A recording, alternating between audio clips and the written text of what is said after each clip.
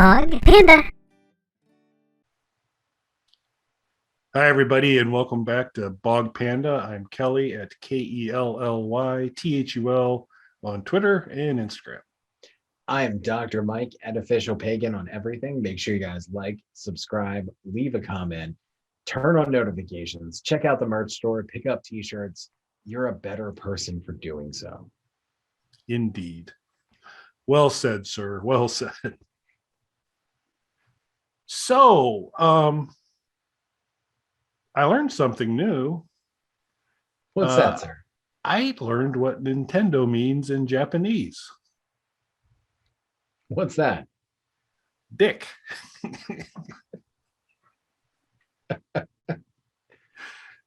Like short for Richard, so Doe and but anyway, our good friends at Nintendo, who on a pretty regular basis, by the way, I will never buy Nintendo tokens ever. I'm an Atari token guy only. They have a bit of a habit of patrolling their copyright borders in a very aggressive fashion. Would you think that is that a fair statement? Would you agree with that? I would say so. Yeah. And so they do it on a pretty regular basis, and I certainly respect. If you've created the content and it's yours, making sure that you maintain the benefits associated with content you've created seems very fair and appropriate. So I can't begrudge anyone that. But when you kind of move to the point where you're so aggressive on it, you potentially deny people who are fans of your material from enjoying it on different platforms, still working it out.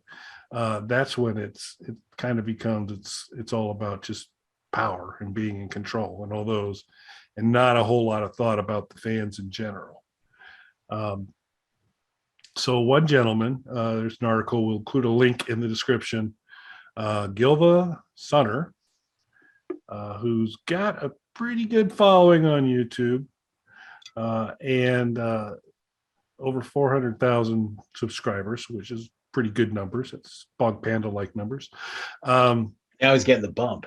That's right. Oh man, you're gonna make it now as peers, Gilva.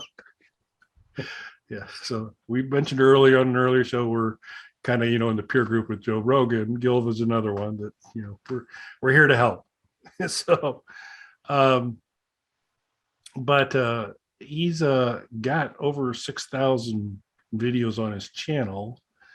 Apparently 1,300 of which now have a copyright charge against them from Nintendo through YouTube to him. So you're somewhat familiar, given what you on the rare times when you're not thinking about Bog Panda content and new material for that, you occasionally do some other endeavors in content creation. So you're probably a little bit familiar with these controls and copyrights types of things.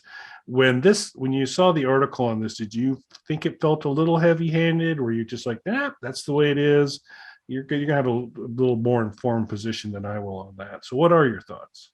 A little bit of both. So Nintendo does have, a reputation for aggressively attacking, especially YouTube channels who feature their content without their permission. So I get it. I mean, they're heavy-handed with it, but that's what Nintendo does. So I'm not surprised in that sense. They really don't need the promotion, so they don't see it as a benefit when people are creating content based on their content, no matter what it is. Whether it's just posting music from it, as this channel was doing. One of the complaints that people have against this particular takedown from Nintendo is the fact that for the most part, Nintendo soundtracks are not available otherwise. They don't do a lot of soundtrack releases. They're not available. Again, almost all, there are a couple exceptions to it. Most of their soundtracks are not available in any sort of physical media, and almost all of them are not available for streaming. So that is a complaint that people have, particularly against this. And some people are also wondering if this is being done because Nintendo is planning on doing some sort of a release on streaming services or something like that. They don't want anything getting in the way. All of that would make sense. I don't really think that's the case.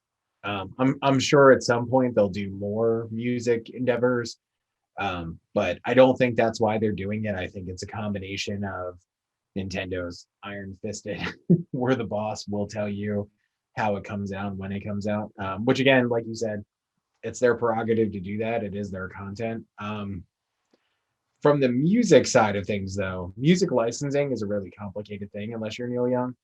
Um, there's there's a lot of nuance to it. So, for example, if you go on to one of my music channels, like for my band, the Rust Belt Shameless Plug, if you were to go on there and We'll you include click a on one link of to our- that in the description. yeah.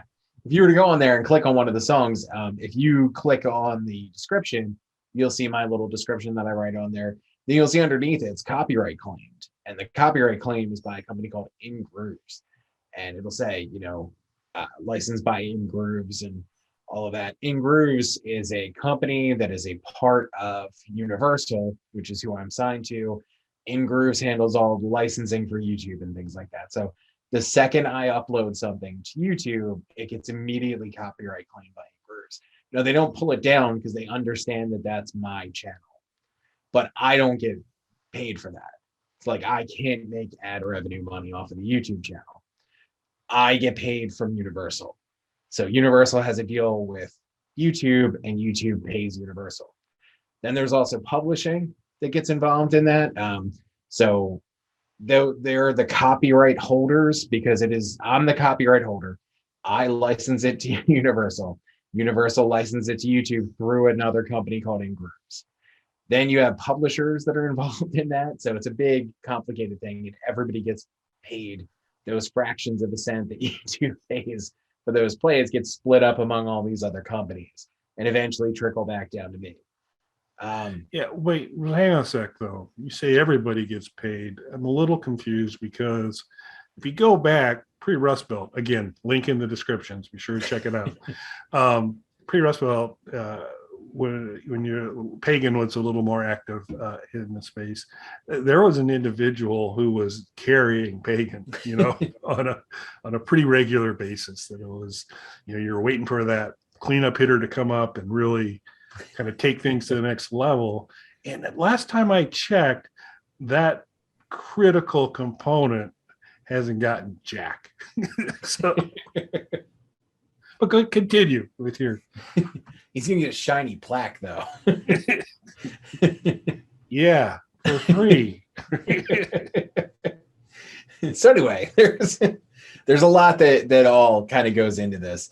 So the part of it that's not being mentioned on this is that even though Nintendo might own those recordings, that doesn't mean they own the publishing rights to the music. There's two different types of ownership with music. There's the copyright and the publishing. The copyright is who owns the recording. The publisher is who owns the song. Typically, it's either a publishing company or it's the composer of the music. So there's a lot of different things with that. Chances are Nintendo doesn't actually own the publishing to the music. And most of the music, especially in classic games, was probably contractually done with no anticipation of YouTube ever existing. So it was definitely not in the contracts for that music that it could be streamed on something like YouTube.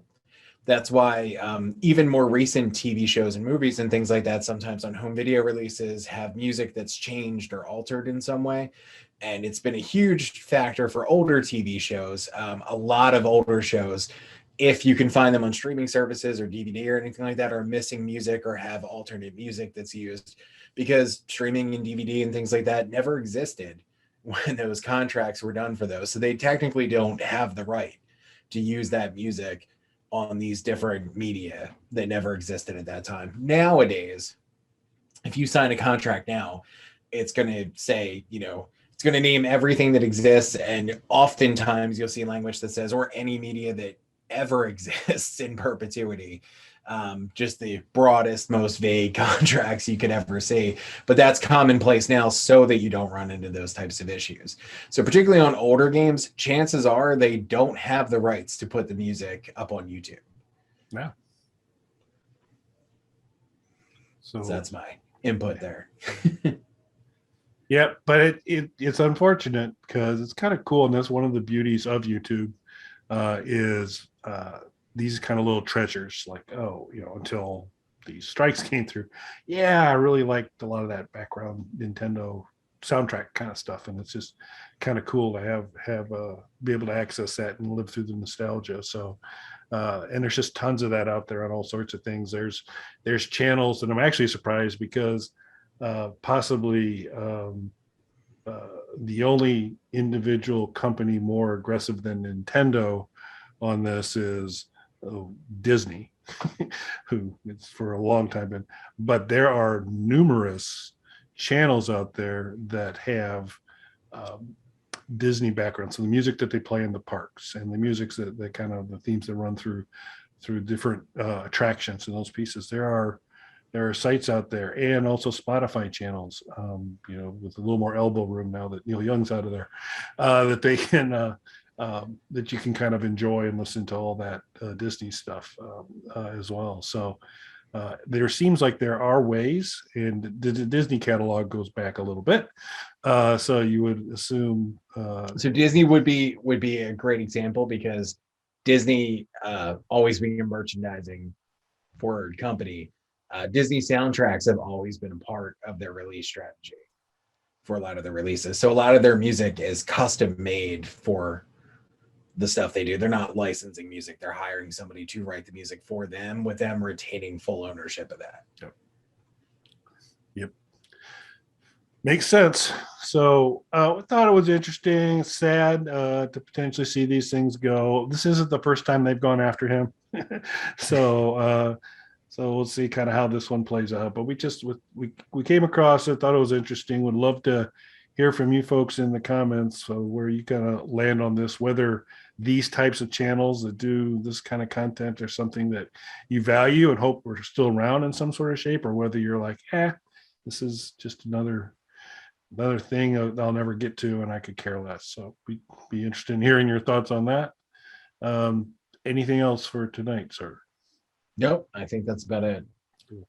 Well, as Mike mentioned earlier, please consider subscribing, checking that merchandise out, leaving us some comments, all that good stuff. And thanks for watching. Thanks, everybody. And go listen to the Rust Belt.